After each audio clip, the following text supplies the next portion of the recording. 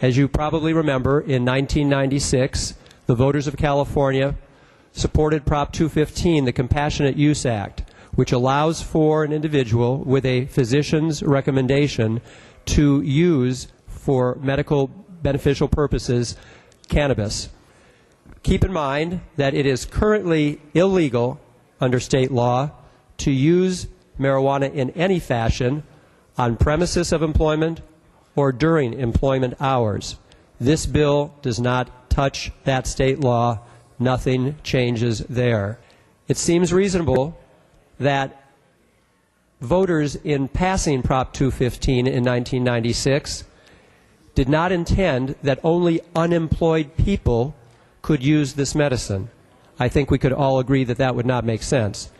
AB 2279 would require employers to take on additional liability for increased workers' compensation by prohibiting employers from refusing to employ workers that use medical marijuana. The question of medical marijuana use is preempted by federal law, and we have placed the voters of California, we have placed the citizens of California that have passed the initiative at an incredibly disadvantageous position. We've encouraged them to actively engage in an activity the state says okay, while the federal government continues to say no, it's not.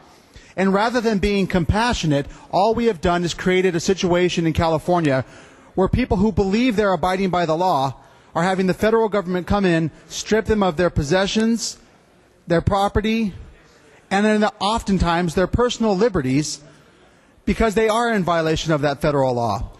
We have a real problem in California because we do have this conflict between state law and federal law, as my esteemed colleague just mentioned.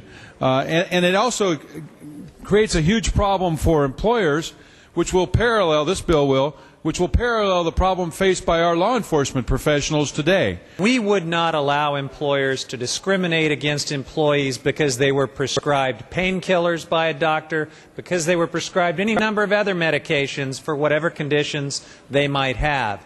What we're saying here is that an employer cannot take into consideration that somebody uses medical marijuana in its hiring practices. That has a double-edged sword. It's not just about whether or not somebody on their private time is doing that. This is just like any other medication. If you assume that this is a legitimate medication that may impact a person's ability to perform their work in a reliable manner.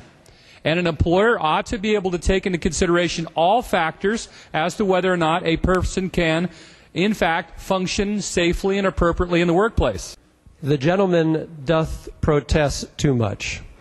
Need to be alert, you're not alert, and Mr. Spitzer doesn't seem to know that there are online impairment tests that one can do at one's desk.